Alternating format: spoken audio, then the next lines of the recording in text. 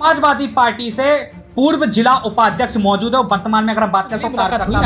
हाँ जी, मैं सांसद जी से मिला हुआ हूँ, उनकी बेटी की शादी में गया हुआ था, मुलाकात हुई।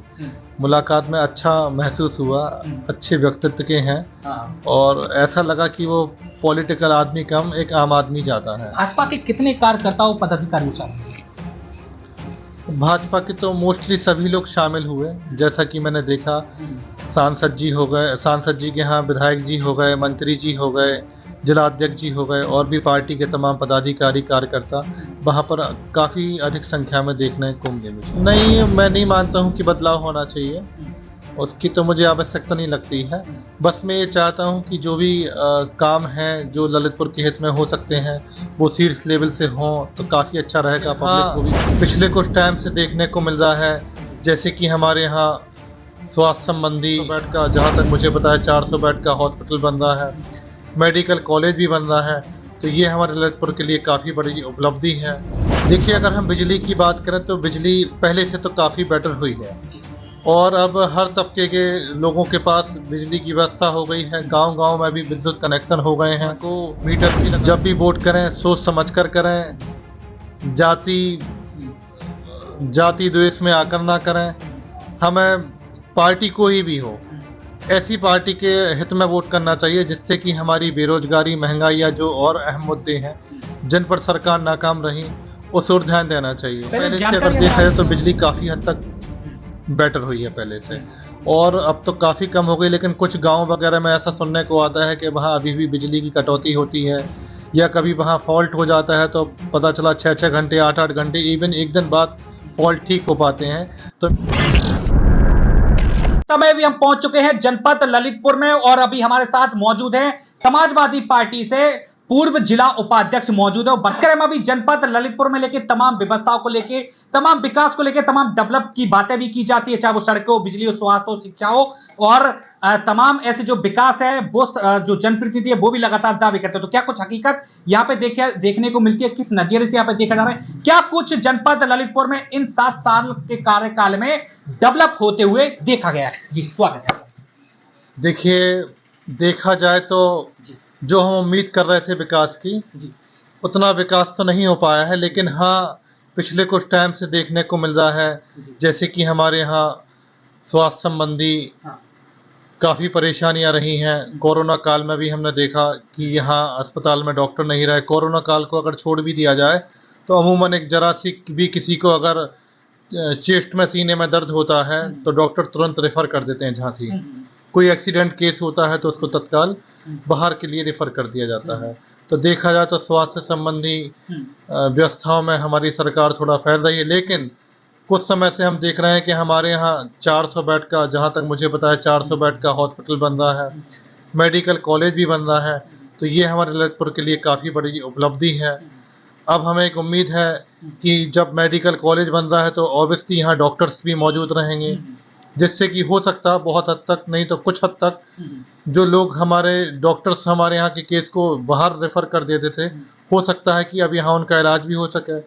दूसरी ओर देखा जाए तो ललितपुर जैसे छोटे ज़िले में एयरपोर्ट का आना भी एक बड़ी सौगात से कम नहीं है और ये एक सरकार के लिए देखा जाए तो एक पॉजिटिव जनता की तरफ से फीडबैक है कि एयरपोर्ट का आना काफ़ी बड़ी उपलब्धि है हमारे यहाँ। अच्छा, बात करें अभी हम बाकी और भी तमाम व्यवस्थाओं को लेकर, पेयजल हो गई, सड़कें हो गई, सबसे बड़ी समस्या है पेयजल को देखने को मिलती थी आने वाले जो समय था। बात करें सड़कों को लेकर, विद्युत व्यवस्था को लेकर, तमाम ऐसे जो मुद्दे हैं वो देखने के लिए मिलते। अभी आप क्या कुछ देख रहे हैं? क्या क्या व्यवस्थाएं किस तरह चौपट होती है देखी जा रही है, बाकी में दुरुस्त हो रही है जिस तरह कहा जाता है कि दुरुस्त व्यवस्था को किया जा रहा है?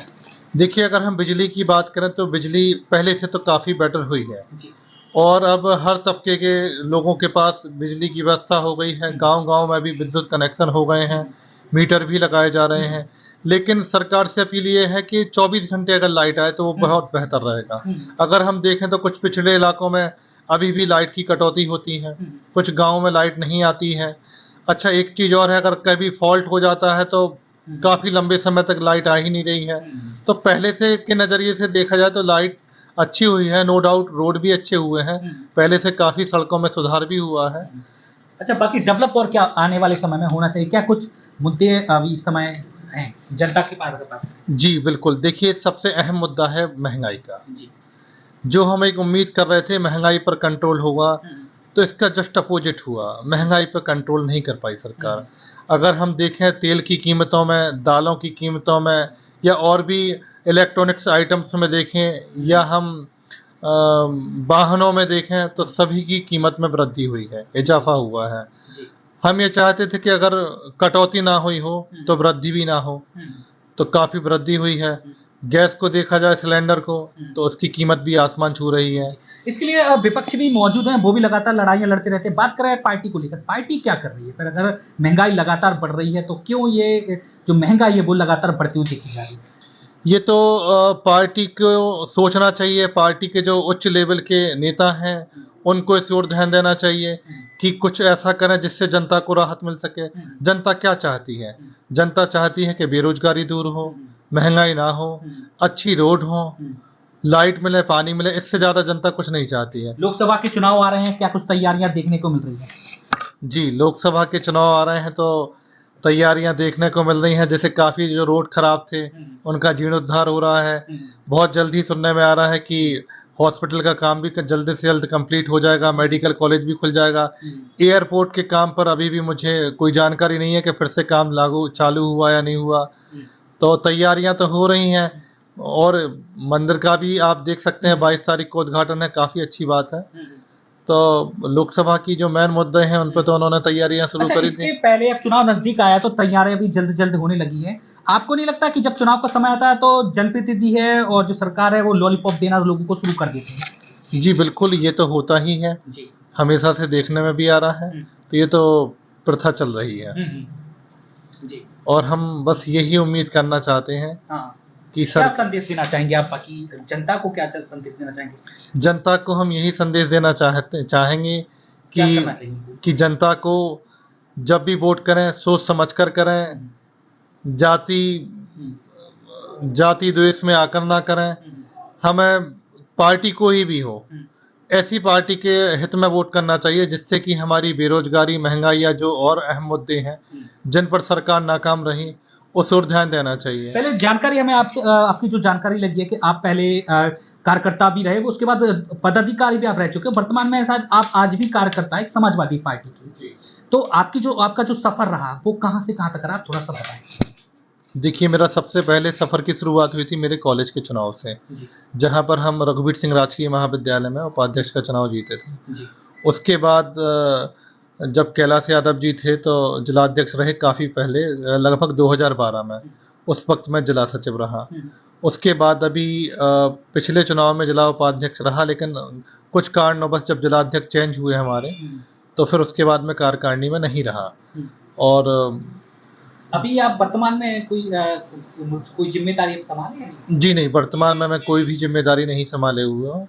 बस मैं अपने पेशे से मैं अधिवक्ता हूँ और अपने काम पर ही फ़ोकस कर रहा हूँ।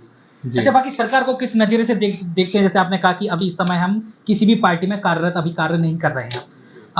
भाजपा सरकार को किस नज़रिए से देखते हैं? क्या लगता है कुछ बदलाव, परिवर्तन होना चाहिए, नहीं होना चाहिए? विधायक हो गए, मंत्री हो गए, अभी बात करें लोकसभा के चुनाव में सांसद को लेके बात करें, तो कुछ बदलाव होना चाहिए? क्या लगता है उनकी कार्यशैली? नहीं, मैं नहीं मानता हूँ कि बदलाव होना चाहिए। उसकी तो मुझे आवश्यकता नहीं लगती है। बस मैं ये चाहता हूँ कि जो भी काम हैं, जो ललितपुर के हित में हो सकते हैं, वो शीर्ष लेवल से हों, तो काफ़ी अच्छा रहेगा, पब्लिक को भी खुशी होगी। कभी सांसद जी से मिले, मुलाकात हुई आपकी? हाँ जी, मैं सांसद जी से मिला हुआ हूँ, उनकी बेटी की शादी में गया हुआ था। मुलाकात हुई, मुलाकात में अच्छा महसूस हुआ, अच्छे व्यक्तित्व के हैं और ऐसा लगा कि वो पॉलिटिकल आदमी कम, एक आम आदमी ज़्यादा है। भाजपा के कितने कार्यकर्ताओं, पदाधिकारी शामिल हुए? भाजपा के तो मोस्टली सभी लोग शामिल हुए, जैसा कि मैंने देखा। सांसद जी हो गए, सांसद जी के यहाँ विधायक जी हो गए, मंत्री जी हो गए, जिलाध्यक्ष जी हो गए और भी पार्टी के तमाम पदाधिकारी, कार्यकर्ता वहाँ पर काफ़ी अधिक संख्या में देखने को मिले मुझे। बाकी संदेश और क्या कुछ कहना चाहेंगे और बाकी जनप्रतिनिधियों से जो अपनी-अपनी ज़िम्मेदारियाँ अलग-अलग सँभाले हुए हैं, किस तरह से उनको काम करना चाहिए क्योंकि लोगों की समस्या दूर हो सके, डेवलप भी जल्द से जल्द हो सके, महँगाई को भी थोड़ा-सा कम किया जा सके? देखिए, मेरा कहना यही होगा कि जैसे भी हो, आजकल एक चीज़ और देखने को मिल रही है कि हमारे यहाँ का युवा सुसाइड बहुत कर रहा है। तो एक उसकी प्रमुख वजह ये भी है बेरोज़गारी, कि आज का बच्चा काफ़ी अच्छा काबिल भी हो जाता है, पढ़ लिख भी लेता है, लेकिन वो रोज़गार नहीं पा पाता है और रोज़गार के अभाव में बहुत सारे गरीब बच्चे कई बार सुसाइड कर लेते हैं। तो मेरा कहना यही है, मेरा निवेदन है कि सरकार को इस ओर सोचना चाहिए, कुछ ऐसी जॉब्स निकालना चाहिए 12th पास वालों के लिए, ग्रेजुएशन वालों के लिए। कंपटीशन एग्ज़ाम भी कई बार एग्ज़ाम के फॉर्म निकलते हैं, लेकिन अनफॉर्चुनेटली वो रद्द हो जाते हैं। तो सरकार को इस ओर ध्यान देना चाहिए। तो ऐसा नहीं होता है कि ललितपुर में भी कुछ रोजगार के लिए कुछ व्यवस्थाएं होना चाहिए, जैसे कोई कुछ लोग जनप्रतिनिधियों का ये भी कहना होता है कि कुछ फैक्ट्री ऐसा कुछ आ जाए। बिल्कुल, अगर हमारे यहाँ फैक्ट्री आ जाएँगी, इंडस्ट्रियल एरिया बन जाएगा, तो ये एक बहुत हद तक रोज़गार का जो चिंतन का विषय है, वो कम हो जाएगा। आपने एक बात और कही थी बिजली को लेकर के 24 घंटे यूपी में भी बिजली यानी अपने ललितपुर में भी होना चाहिए। अभी क्या कुछ स्थिति देखने को मिलती है? किस तरह जो है हालात बने हुए हैं? देखिए, अभी तो पहले से अगर देखा जाए तो बिजली काफ़ी हद तक बेटर हुई है पहले से और अब तो काफ़ी कम हो गई, लेकिन कुछ गाँव वगैरह में ऐसा सुनने को आता है कि वहाँ अभी भी बिजली की कटौती होती है या कभी वहाँ फ़ॉल्ट हो जाता है तो पता चला 6-6 घंटे, 8-8 घंटे, इवन 1 दिन बाद फ़ॉल्ट ठीक हो पाते हैं। तो मेरी एक बात समझ में नहीं आती है कि और भी मैं भोपाल में भी पढ़ा हुआ हूँ, कोटा में भी रहा हूँ, वहाँ कभी फ़ॉल्ट होता था तो बहुत जल्दी से जल्दी टाइम में ठीक भी हो जाता था। हमारे यहाँ मुझे समझ में नहीं आता कि फ़ॉल्ट होता है तो ठीक होने में समय क्यों लगता है और जब भी लाइट जाती है तो ये बात मैंने एक बार एफबी पे भी डाली थी कि हमारे यहाँ के जो बिजली विभाग के अधिकारी हैं, जो बिजली विभाग के हेल्पलाइन नंबर हैं, वो बिज़ी होना चालू हो जाते हैं। वो हमेशा एंगेज रहते हैं, उन पे बात ही नहीं हो पाती है। तो और क्या कुछ जनपद ललितपुर में नजारा देखने को मिलता है? किस तरह व्यवस्थाएं दम तोड़ती हुई देखी जाती हैं और कितने क्या दुरुस्त देखने को मिलती है? जनता जनार्दन का क्या कुछ हाल देखा जाता है? क्या कुछ लोग आके कहते हैं? और ऐसे ही हम और भी जिम्मेदार लोगों से मुलाकात करवाएंगे और क्या कुछ कहते हैं, किस नजरिए से देखते हैं, विकास कितने हद तक हुआ है, वो भी हम जानेंगे। तो बने रहिए हमारे साथ, और भी लोगों से मुलाकात करवाएंगे और क्या कुछ कहते हैं, क्या कुछ तमाम हकीकत और वास्तविकता जमीनी हकीकत क्या बोलती है, वो भी हम आपको बताएंगे। तब तक फिलहाल के लिए हमें दीजिए इजाजत। नमस्कार।